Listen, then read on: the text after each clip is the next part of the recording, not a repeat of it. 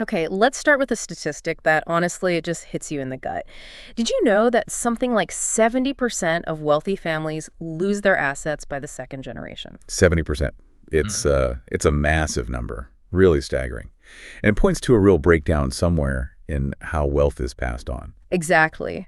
But for a lot of families here in America, especially, families with roots in Asia, say Vietnam, China, Korea, this whole wealth loss thing, it gets tangled up in this really tough, almost heartbreaking paradox. You mean the saver's paradox? Yeah. You're talking about communities where, let's be honest, success was built on incredible discipline, saving cash, focusing on things you can touch, like real estate, maybe holding some gold. Right. These weren't just like good financial habits at home. They were survival tools, Right. developed over generations in places without the safety nets we have, or maybe with less stable economies. Absolutely. It was a virtue. It literally saved them.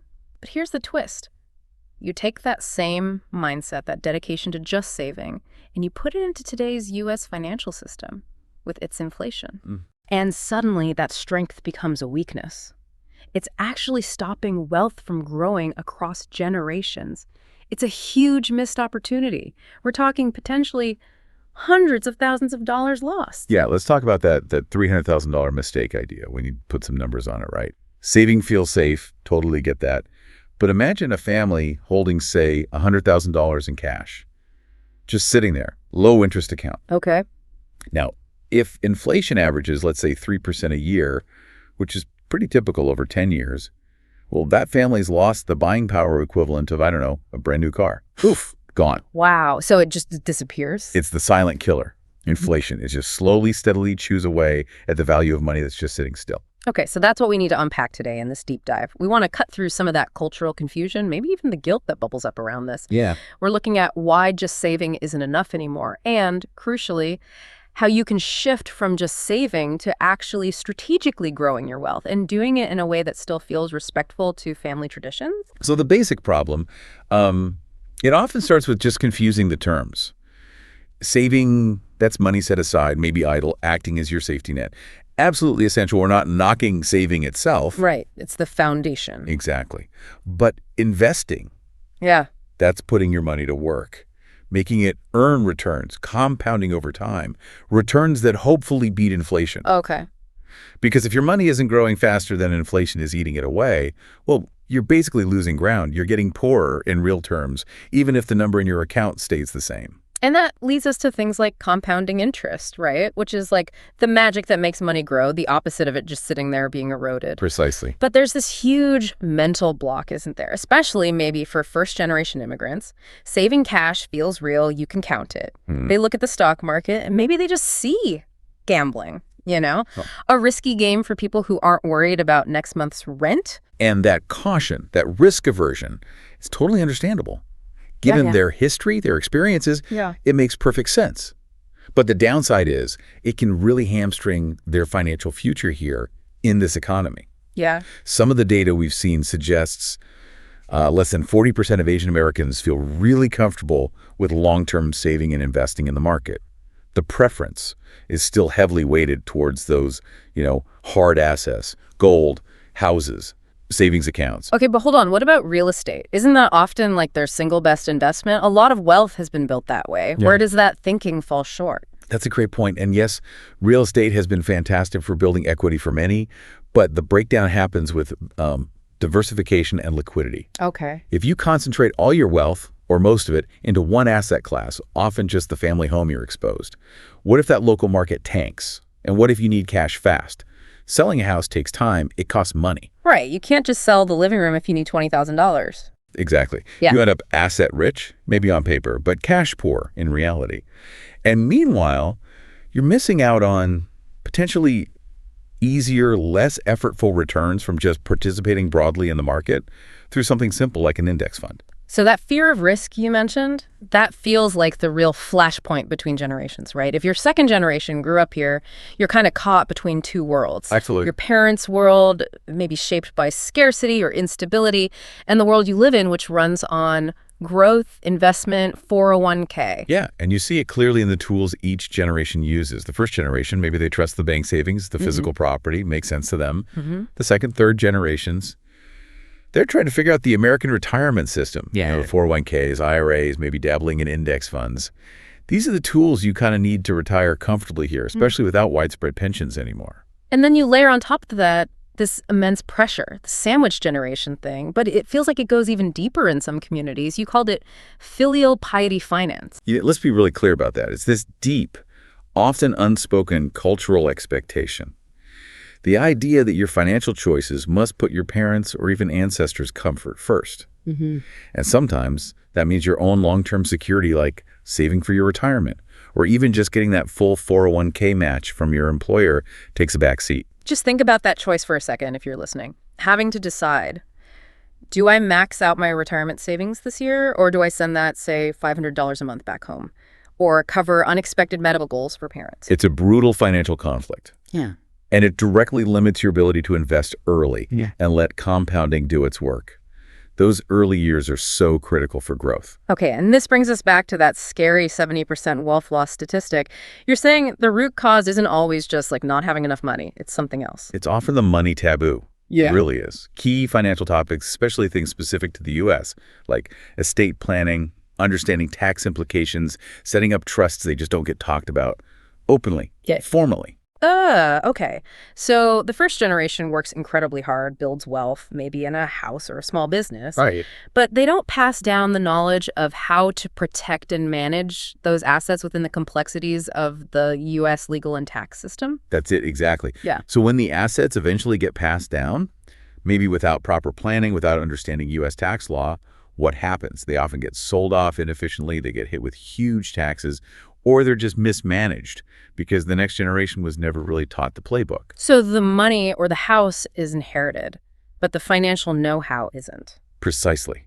And that knowledge gap, that's often what triggers that huge drop-off in wealth we see in the statistics. And this whole picture, it really pushes back against that model minority myth, doesn't it? That idea of universal financial success. Oh, absolutely. We hear the success stories, the entrepreneurs, and they're real. But data also shows that some Asian American households are actually carrying pretty high debt levels. Yeah, sometimes debt-to-income ratios may be 1.5 times the median. Often it's huge mortgages in expensive cities or significant student loan debt. And carrying that debt, it just makes people feel even more risk-averse when it comes to investing. Understandably so. Okay, so how do we fix this? How do we build a strategy that respects the past, but also embraces the tools needed for growth today? Yeah, what's the practical advice? Well, first, we need to reframe saving. Saving isn't the end goal, it's the foundation. It's step one. Before you even think about serious investing, you absolutely must build that emergency fund. Right, the cushion. 3 to 6 months of essential living expenses sitting in a safe, accessible account. That cash buffer is what gives you the confidence, the psychological safety net to take calculated risks later on. Okay, foundation first. Got it. Once that's solid, what's next? What's the easiest win, especially for someone still a bit hesitant? The free money rule. This is non-negotiable. This is where even the most cash-focused, risk-averse person needs to pivot just a little bit.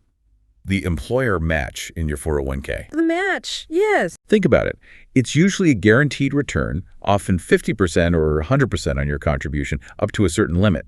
That might be 3% to 5% of your salary instantly doubled, effectively. It's literally free money. It is free money. If your employer offers a match and you're not contributing enough to get all of it, you are just leaving money on the table, period. That's money that immediately starts working against inflation for you with zero market risk on the matched portion. And don't forget the tax advantages too, right? Like Roth versus traditional IRAs. Good point. Briefly, Roth IRAs, you pay taxes now, but withdrawals in retirement are tax-free. Oh. Often better if you're younger or in a lower tax bracket now. Traditional IRAs, you might get a tax deduction now, but pay taxes on withdrawals later. Sometimes better for higher earners. The key is use the system the government gives you. Okay, so max the match. Consider an IRA. Now, for someone who's ready to dip their toe into actual market investing, but they're still nervous, they don't want to feel like they're gambling, what's the safest first step for growth? Diversification is key. And the easiest way is through low-cost index funds, particularly ones that track a broad market like the S&P 500. Why index funds? Because you're not picking individual stocks, which can feel like gambling. You're buying a tiny piece of hundreds of the largest U.S. companies. You're betting on the overall economy, essentially. And the fees are incredibly low compared to actively managed funds. Makes sense. Less reliant on picking a winner. Exactly. And if even that feels like too much effort, robo-advisors. You answer some questions about your goals and risk tolerance, and they automatically invest for you in a diversified portfolio, Yeah. usually using low-cost funds. It's systematic, takes emotion out of it. Okay. And what about for younger folks listening? Gen Z, millennials, they have decades before retirement. How should they think about risk? Time is their biggest advantage. It means they can ride out the market's inevitable ups and downs. So a common guideline is to be more aggressive early on. Maybe allocate 70%, even 80% of your investment money to stocks, aiming for higher growth. And then adjust as you get older. Right. Gradually shift towards more conservative investments, like bonds, and you get closer to needing the money.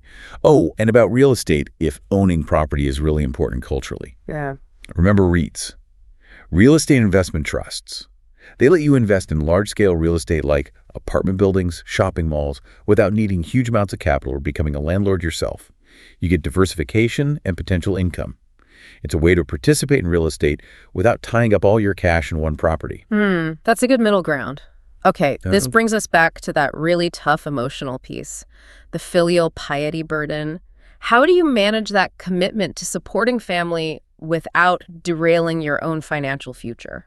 This is crucial, and it requires, frankly, planning and communication, maybe some difficult conversations, but they're necessary. The key is to establish a clear boundaries fund. A boundaries fund. Yeah, or just a defined fixed budget for family support. Decide what's realistic and sustainable for you, whether it's, say, $400 a month, $1,000 a month, whatever it is. Treat that amount like any other essential bill, like your rent or your car payment. So it becomes a known expense, not an open-ended drain. Exactly. It's budgeted for, it's capped. This allows you to actually plan your own long-term investments alongside that family support. Yeah. It stops being this vague, guilt-ridden obligation that just consumes everything. That makes sense. Hard to do, maybe, but necessary. And finally, to really break that 70% wealth loss cycle, protecting the assets once they're built. Yes. You need to build a fortress around your wealth for the next generation. And that means proper estate planning, setting up wills, maybe trusts, depending on the situation. Why is that so critical? Because if you don't formalize how assets transfer after you're gone, you're essentially throwing the next generation into a potential legal and financial mess.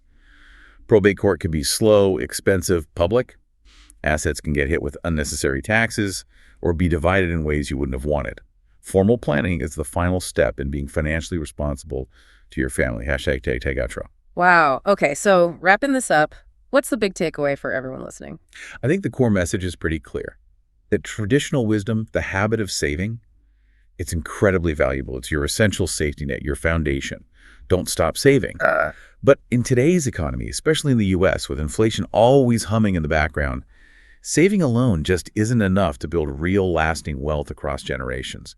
Investing is non-negotiable for growth. So the formula is really saving, that's the base, plus investing, that's the engine, equals true financial security that can actually last. Beautifully put.